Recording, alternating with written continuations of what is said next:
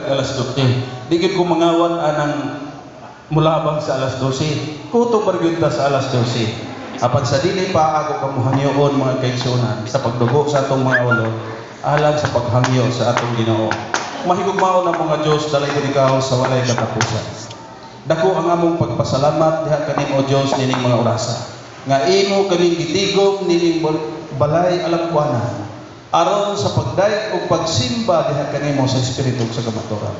Magatuon kami sa imong balaang pulong o Dios.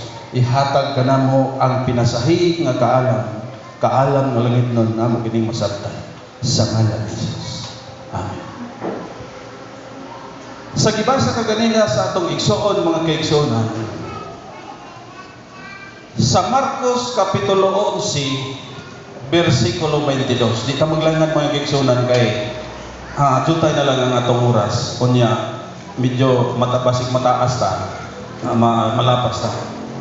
Sa Marcos kapitulo 11 versikulo 22. Sa dili pa na ako basahon mga kaigsuonan, nara ko'y pangutan, gamay. Sa gyud kadako ang atong pagsalig sa Ginoo. Hello. Unsa gyud kadako ang atong pagsalig sa Ginoo. Kaya may usahay mga kaigsuonan nga moingon ta dako gyud ang akong pagsalig sa Ginoo. Pero moabot ang trahedya sa atong kinabuhi, sa pamilya, hilanat tragani, moingon ta ampuan, human ampo larga dayon ta adto sa hospital. Dili ta maghulat kung unsay resulta sa atong gihangyo sa Ginoo. Mao ba nay dakong pagsalig sa Ginoo? Hello. Although dili man sayop mga kaigsuonan nga human ampo hipos dayon larga sa ospital kay nag-apas pud kita sa kinabuhi. Pero kung dako gyud tag pagsalig sa Ginoo mga kaigsuonan, muhulatan ang pila ka minuto kung unsa gyud response sa Ginoo mga kaigsuonan. Kung aduna tay dako nga pagtuo. So mao ni mga kaigsuonan, nag-ingon ang Biblia sa versikulo 22, miingon si Jesus. Miingon si Jesus kanina, salig kamo sa Dios. Wa pinhain atong saligan mga kaigsuonan, kundi si Ginoong Hesus. Wilain. Wag itay mahimo sa atong kaugalingon mga kaigsuonan. Beisagon sa panatakot kamayon laki. Kung walay dakong pagsalig nato sa Ginoo, dili yun nato mahimo ang tanan. Busa atong paubusubusan mga kaigsuonan, nang ingon ang versikulo 23, o timan-e kini. Ingon ang Biblia mga kaigsuonan, ningon si Ginoong Hesus, o timan-e kini, makahimo kamo pagsugo ni ining bungtora, maalsa ka, maitsa ngadto sa dagat. Kung kamo adunay dakong pagtuo. Matud pa sa kining Juan kapitulo 5 o 15 versikulo 7. Kung kamo pabilin kanako ug ang akong mga pulong pabilin kaninyo, pangayo kamo bisan unsa kini akong pagabuhaton. Kanabitang kun kamo kondisyon ba, kun kamo pabilin kanako ug ang akong mga pulong pabilin diha kaninyo, pangayo kamo bisan unsa kay kini akong pagabuhaton. Alam kanino kun kita mga kaigsuonan adunay dakong pagsalig sa Ginoo. Ningon pagyo dinhi, maitsa ngadto sa dagat kun kamo walay pagduha-duha sa sulod sa inyong kasing-kasing. Sa dili pa ko Adventista mga kaigsuonan, Adventista na si Mrs. Tungod lagi ning kapalahubog nato,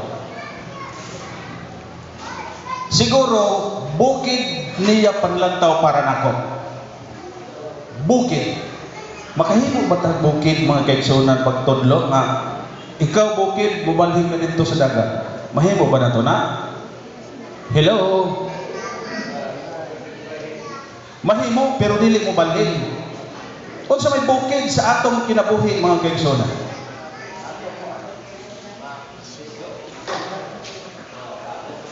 Kung doon ay bukid niyan ninyo karon mga kaigsonan, kung imo nang sugoon nga muambak sa dagat, muambak na, basta doon na kay dakong pagsalit sa Ginoo. Sa dili po Adventista mga kaigsonan, palahubog man lagi ta. Kini na ko message Adventista. Sige hangyo pagpa-Bible study. Engko dili ko. Simbata dili ko. Unya, og mahubog ko, ubot sa balay, kinahanglan nga dili ko singkahan. Kay kung singkahan ko, guba yun ang panimalay. Nay panahon mga kaigsonan nga nagbagulbol siya nga niulit ko, gikan ko sa inuman. Kanya kay among mga dingding sa among kwarto, kay kanaw ramang inak-up, kamantay mo nang inak-up? Kanang lawaan, di ba sa Madrid Rilaghan man na? Inak-up, tag 4 kalapat, media kabaga. Dili po hinimbis na pagkalingding nako, dingding may allowance gamay, kanya paani mo. Okay. Mo na sa diha nga nahubog ko, sige man siya bagulbol. Unsay ako gihimo, sumbag nago ang dingding. Kada sumbag siguro tag 15 ka buok mga taga. Kay hubog lagi bagulbolan. Onya, wa pa ko matagbaw, hugot ako sa sumsundan, kay disundang lagi kay kining sahay man to tagbukid, kinahang mga hoy lagi kay sunda. Tigpas na ko sa haligi. Si mihupok siya mang pigso na kay pagtuo, siya ang tigbason. Pero di po ko matigbas. Di po ko musumbag niya, dito ko sa dingding, tigbas sa haligi. Tungod kay hunahuna niya mga kaigsunan o sa kabukid alam niya unsay ang gihimo. Sa dihang hubog ko nakatulog ko. Nagluhod-luhod di ay siya mga kaigsunan sa akong tapat. Sige nangayo sa Ginoo og tabang. Kay anos pa daw ako mausab. Anos pa daw hikapa sa Ginoo ang akong kasing-kasing. Mauray akong mamatan mga kaigsunan nga nagluhod sa akong atubangan, makuratan ra ko kay ko kabat. Makuratan ka mga kaigsunan. Tungod sa iyang pagtuo mga kaigsunan nga mausap ko, dako gyud ang iyang pagtuo sa Ginoo. Tungod kay bukid ang iyang una-una nako. Gitubag sa Ginoo wala. Hello. Muna karon mga kaigsunan, ani ata kita ay. Og wa pa siguro ko luhod-luhori, ampu di ta magkita karon. Asa ka siya balik karon. Naglunang ambag ka kung buhit pa po. Muna mga kaigsunan ang bersikulo na yun, nga mahimo ninyo pagsugo ang bukid nga maalsa maitsa ngadto sa dagat kun nagingon ini kun kamo walay pagduha-duha sa inyong kasing-kasing. Kamo karon mga kaigsunan kun doon na mo'y bukid sa inyong hunahuna karon, doon na kamo'y bukid nga murag lisod yung tangtangon. Sa una mga kaigsunan manigarilyo man ko, bisan sige na kung iba manigarilyo man ko, kay di pa man ko bautismado. Pero ako gihuna-huna mga kaigsunan, samtang nagtrabaho ko sa tulay sa una, si tinta pang adlaw ng panday. Unya makahurot ko og tulo ka kaha nga sigarilyo. Tan-aw ko sa tindahan kung pilay utang ako, mas taas ang listahan sa sigarilyo kaysa buyad. Kanang sundaan ba nga buyad? Bulag. So akong gihuna-huna mga kaigsunan, biyaan. Gibigla na ako biya mga kaigsunan ng sigarilyo. Wagid ko magduha-duha, gibiyaan ako diretso. Unsay ako tambal nga para dili ko mahinomdom ng sigarilyo. Loy ara mga kaigsunan. kinsa man karon nato ang wa pag yun makabiyak nga anak mga kaigsunan. Sayon ra kaayo. Bigla Onya luya pag mahinumdum kag sigarilyo, kit-kit og luya. Di ba halang? Oh, matod pa nato hayang kanang sa mga Surigaonon hayang. Halang. Oh.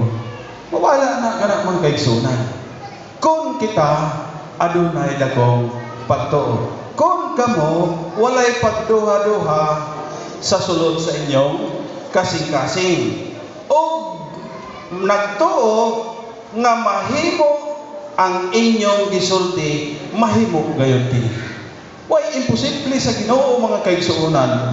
Kung kita naagyoy dakong pagsalig, dakong pagtuo ngadto sa Ginoo. Kay kung wa tay dakong wa tay dakong pagtuo sa Ginoo mga kaigsuonan, bisag unsa nga bukid nga naa ninyo karon, di yun na mawala mga kaigsuonan, kun dili nato isalig ngadto sa Ginoo.